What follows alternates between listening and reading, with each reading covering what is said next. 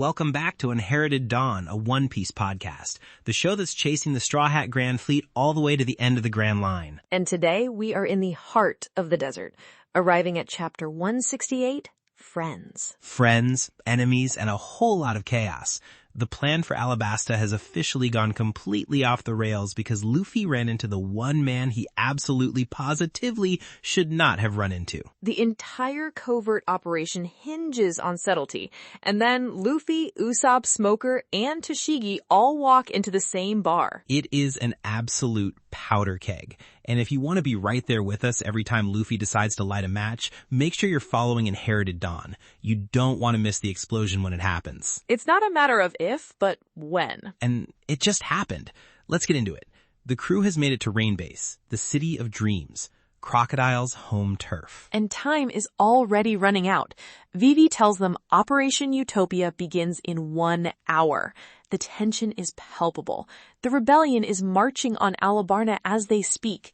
Every second they spend here is a second the country inches closer to a full-blown civil war. And you can feel that pressure.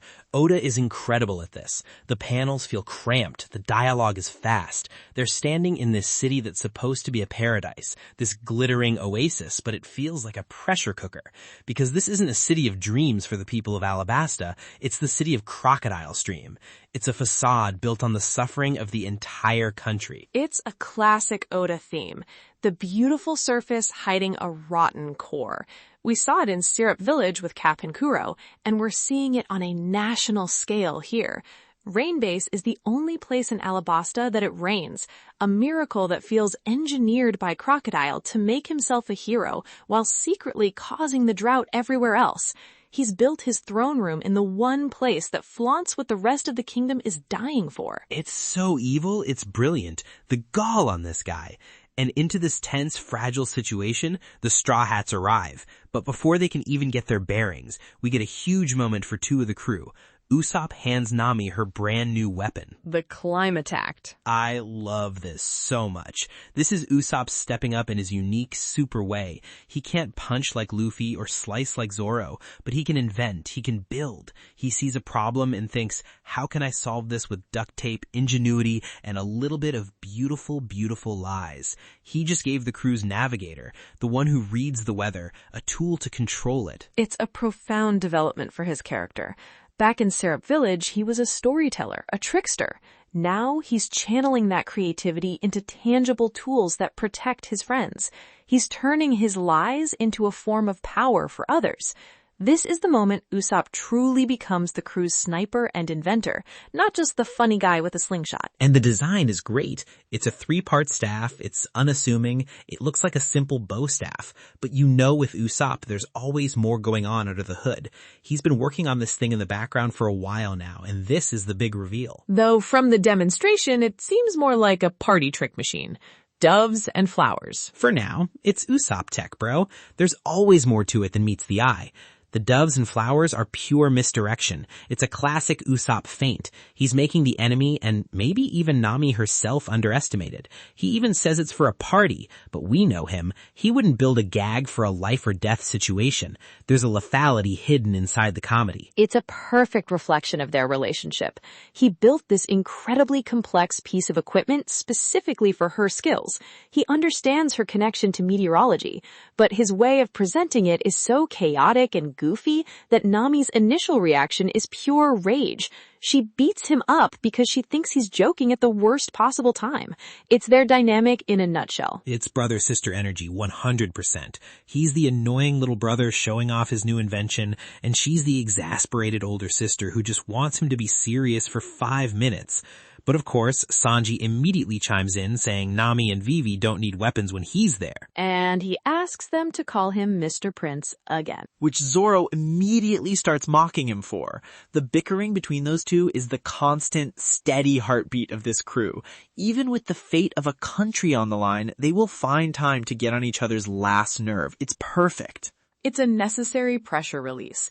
Their rivalry is a form of stability. In a world of chaos, the one thing you can count on is that Zoro and Sanji will find a reason to insult each other. It's a sign that, deep down, they feel secure enough in their situation to engage in it. If they were truly panicked, they'd be silent. That's a great point. It's like a barometer for the crew's morale. And Vivi's just looking at them, this princess who has been carrying the weight of the world, and she's seeing these two idiots arguing about nicknames. It must be the most bizarre and maybe even comforting thing she's ever seen. They're not afraid. But Vivi brings them back to reality. She knows Baroque Works agents will be everywhere. They have to be careful. The plan relies on them getting to Crocodile without alerting his entire network. A little too late for that. The crew starts debating what to do, how to find Crocodile, how to approach this, and Luffy and Usopp have the most brilliant idea of all. They're thirsty. They are parched, so they just bolt, screaming for water, leaving everyone else standing there completely dumbfounded. This is peak Luffy. The mission is important, the fate of the nation is important, Vivi's life is important, but his immediate physical needs are somehow more important. It's not malice, it's not even stupidity. It's just an absolute, unfiltered purity of impulse. It's his greatest strength and his most profound weakness all in one. He has no concept of subterfuge. He's incapable of being anything other than exactly who he is in any given moment. This honesty is what draws people to him, but it's also what makes him a tactical nightmare. You cannot build a subtle plan around a human cannonball. Nami's face is just pure agony. You can see the blood vessel in her forehead about to pop. She knows exactly what's about to happen. She's been dealing with this since Orangetown. Every time things need to be quiet, Luffy gets loud.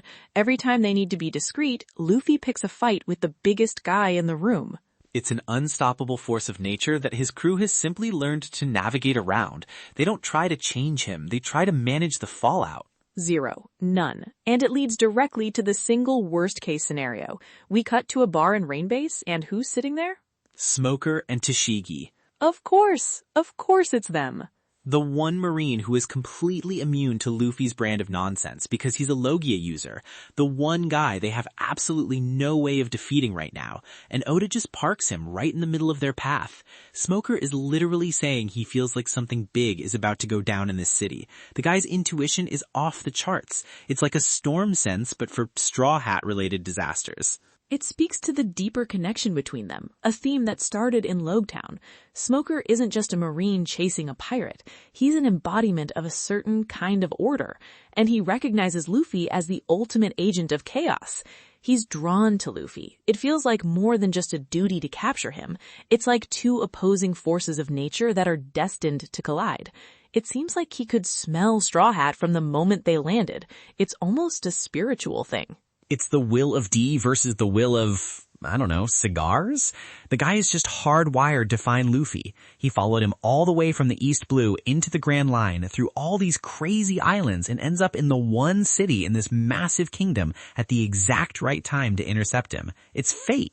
And it highlights a critical difference between the Marines and the world government.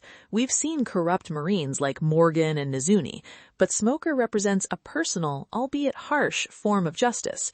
He's not here because of orders. He's here because he believes Luffy is a threat that needs to be stopped, and he'll follow him to the ends of the earth to do it. And they collide. The bar doors fly open and in stumble Luffy and Usopp, desperate for water. They slam their money on the counter. The bartender gives them their drinks, and for one beautiful, shining moment, they have what they want. They have their water. And then they turn and they see him. The look of recognition is instantaneous. The panels are perfect. A close-up on Luffy's eyes widening, a close-up on Smoker's.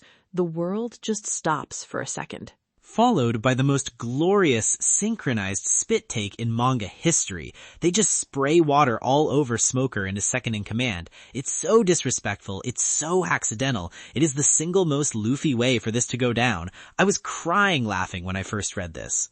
It's a catastrophic failure of stealth, a complete disaster. Every element of Vivi's carefully laid plan, every hope of a quiet infiltration is atomized in that moment. The mission has been utterly compromised. And it's so funny, I can't even be mad. This is the engine of the story right here. All of Vivi's careful planning, all the tension, obliterated in a second because Luffy was thirsty. It's a reminder that no matter how serious the stakes get in One Piece, it will never lose its core sense of anarchic fun. And now they run, which leads to the next problem. Where do they run? Straight back to the rest of the crew, of course, because where else would you run except towards your friends? It's the only thought in his head. Danger. Find Nami. Nami's shriek of, "Don't come this way," is the most relatable moment in the entire chapter. She's the audience surrogate, the one sane person in a world of lunatics, watching in horror as her idiot captain leads a plume of smoke and an entire battalion of Marines directly to their hiding spot. It is the only sane response. They're leading a walking smoke monster and his entire Marine battalion directly to the secret rebellion's pirate allies. The plan is not just dead, it's been cremated. It's been scattered into the desert wind. Vivi is worried about Chopper, who is still guarding the camels, but Zoro, ever the calm center of the storm, just tells her not to worry. He knows they can handle this. This is the first mate's confidence. He has absolute faith in their collective strength. He's right, but the situation is escalating. The Marines see the whole crew now. And worse? The Baroque Works agents hiding in the crowd see them too. The lower-ranked enforcers are everywhere. Their cover is completely blown. Everyone in Rainbase now knows the Straw Hat Pirates are here and fighting the Marines in the middle of the street. It's like a flare has just gone up. The news is going to travel to Crocodile in minutes if it hasn't already. Crocodile's entire intelligence network just lit up at once, all because of a glass of water. It's a perfect illustration of the butterfly effect in the One Piece world. A small, impulsive act by Luffy creates a tidal wave of consequences. So with the plan in shambles and enemies on all sides, Luffy does what he does best. He makes a new, incredibly simple and absolutely reckless plan. Everyone, meet up at Croc's house. I love it. It's so stupidly, brilliantly direct. No more sneaking around. No more trying to be clever. We know who the bad guy is. We know where he lives. Let's just go punch him. That's the Luffy doctrine. It's about cutting through the noise. All the complex plots and schemes of Crocodile are meaningless if you just walk up to him and knock him out. It turns a disaster into a clear objective. It gives everyone a rallying point amidst the chaos he created. In that moment, he's not just a chaotic force, he's a leader. He takes the broken pieces of the old plan and instantly forges a new one from them, one that is perfectly suited to their strengths, a direct assault. And the chaos is immediate. Smoker makes a beeline for Luffy, ignoring everyone else. He has tunnel vision. He doesn't care about Zoro or Sanji or anyone. He is there for Straw Hat Luffy, and the rest of the world can burn for all he cares. This is where we see the crew's individual natures come out. Zoro and Sanji square up, ready to fight the Marines to clear a path. They immediately fall into their roles as the crew's primary protectors, ready to take on an army to let their captain advance. But then Sanji sees Tashigi, and he just runs. He completely bails on the fight. Zoro's like, "Where are you going?" And Sanji just yells back, "I have my own code of honor." Which, on the surface, is his code of not harming a woman, but it's more than that. We know Tashigi looks identical to Kuina, Zoro's childhood friend and rival, whose death set him on his path. There's a complicated history there that Sanji is now reacting to as well. He knows how deeply Tashigi unnerves Zoro. We saw their interactions in Logtown. Sanji might not know the whole story of Kuina, but he knows this isn't a simple fight for Zoro. By running, he's abiding by his own code, yes, but he's also leaving Zoro to confront this phantom of his past on his own terms. It's a strangely considerate act, wrapped in the guise of his usual chivalry. Whoa, so he's not just abandoning his post, he's making a strategic and emotional decision for his rival. That's deep, man. That adds a whole other layer to their relationship. So Zoro is left to handle it. Meanwhile, Usopp and Nami get cornered by a bunch of Baroque Works goons. For a second, it looks bad. Nami's got her new toy, but she's just making little puffs of cloud and popping out flowers. She thinks Usopp really did just give her a party stick. And then Zoro just appears. Like a demon. He just cuts through the entire group in an instant and saves them. One clean slice. The goons don't even know what hit them. That's the first mate right there. When the captain causes chaos, the first mate cleans up the mess and protects the crew. He's the safety net. Luffy can be as reckless as he wants because he knows Zoro has his back, and the rest of the crew's back too. It's a perfect snapshot of the crew's internal dynamics. Luffy leads the charge, the tip of the spear. Zoro protects the flank, the unbreakable shield. And Sanji, well, Sanji is running for now. But he's not gone. He's repositioning. No way. He's Mr. Prince. He's got something else cooking. He's a tactician. We saw it back at Little Garden. He's the schemer of the group. He saw a fight he couldn't win by his own rules, fighting Tashigi, and disengaged to find a different angle of attack. That's not cowardice. That's strategy. A strategic retreat. He's separating from the main group, which is currently a giant magnet for every enemy in the city. By becoming a separate entity, he can operate outside the main chaos. He's a chess piece moving independently. Exactly. And it all culminates in the entire crew still chased by what looks like every Marine in the city showing up right in front of the gaudiest building in Rainbase. Rain Dinners, the casino, Crocodile's seat of power. The front door is a giant crocodile mouth. It's so on the nose. I love it. And they just run right in. The most wanted pirates in the kingdom just walked into the lion's den, trailing the lion's keepers right behind them. Imagine being some tourist at a slot machine and this entire disaster just crashes through the entrance. And we cut to Crocodile, who's been informed of all this. He's in his throne room, a phone snail in his hand. He knows they're here. He knows they're making a scene. And the chapter ends on his reaction. He's pleased. He's got this smug little smile. He thinks they're fools who have fallen right into his trap. He says something like, "Let them come. It saves me the trouble of finding them." The arrogance is off the charts. He wanted this. He wanted a direct confrontation on his terms. He sees them as pests to be exterminated, and they've willingly flown into his web.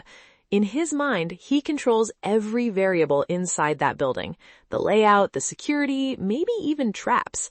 He believes he is in a position of absolute power. He has no idea how strong the bond of this crew is.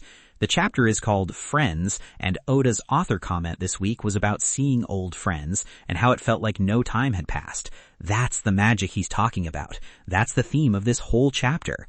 Luffy runs to his friends. Zoro protects his friends. Usopp builds things for his friends. Sanji makes tactical retreats for his friends.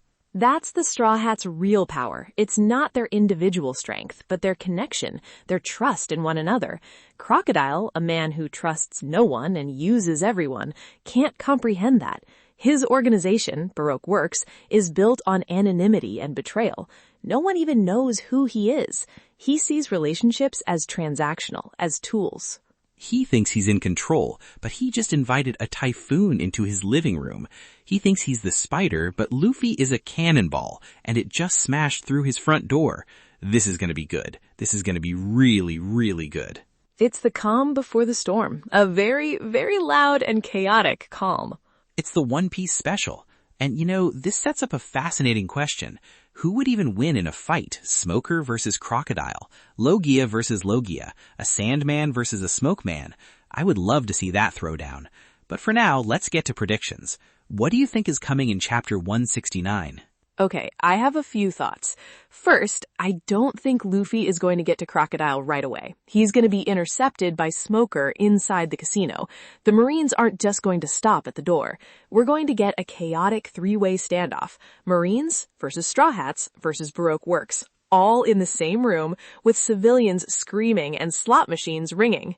Ooh, I like that. A big messy brawl in a fancy casino. Classic. My first one is about Nami. I predict we are going to see the real function of the Clima-Tact next chapter. Usopp wouldn't just give her a gag weapon. She's going to use it in a real fight inside Rain Dinners, maybe against one of the lower-ranked Baroque Works agents, and it's going to do something completely unexpected with the weather, even indoors. Maybe it creates a localized fog or a small thundercloud.